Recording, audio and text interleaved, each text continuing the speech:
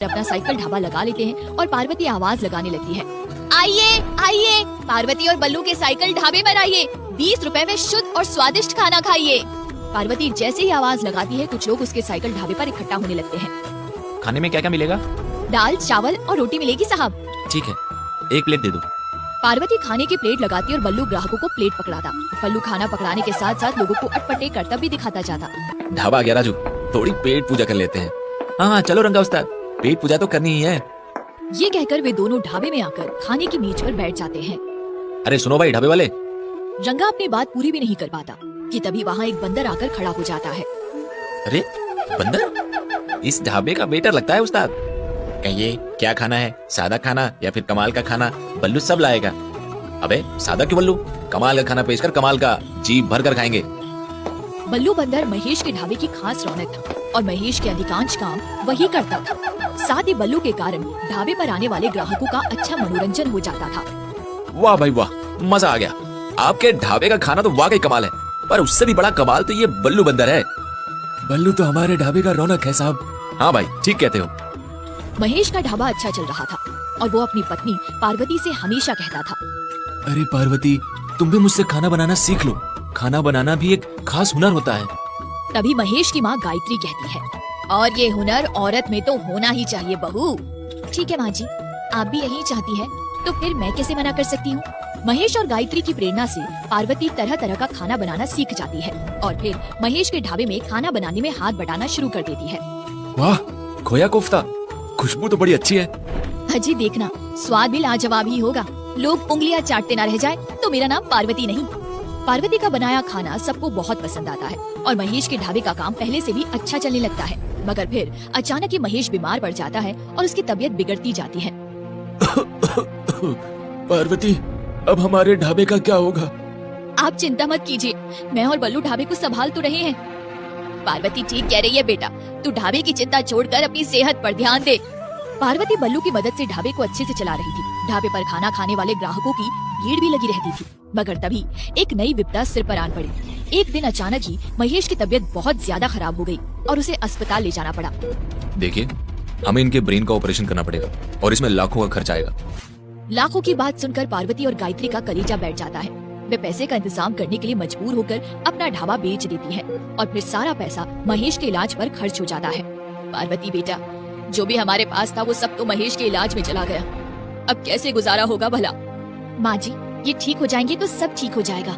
कुछ दिन बाद महेश ठीक हो जाता है और डॉक्टर उसे अस्पताल से छुट्टी देते हुए पार्वती से कहता है, देखिए, इनको 6 महीने तक कोई भी मेहनत का काम नहीं करना है और रेगुलर दवाइयाँ भी खानी है। ये कहकर डॉक्टर महेश को अस्पताल से छुट्टी दे देता है और पार्वती पर संकट आते रहते हैं। कुछ दिन बाद घर में खाने के लाले पड़ जाते हैं। अब क्या करे बहू, घर में खाने के लाले और ऊपर से महेश की दवा का खर्च कहाँ से पूरा पटेगा। आप चिंता न करें माँ जी, मैं कोई काम करूँगी और सब ठीक हो जाएगा। पार्वती खूब सोच विचार करके साइकिल पर खाना बेचने का फैसला करती है। उसके पास कुछ पैसे बचे थे, वो उन्हीं पैसों से कुछ चावल, दाल, आटा खरीद कर खाना बनाती है और उसे साइकिल पर सजा लेती है।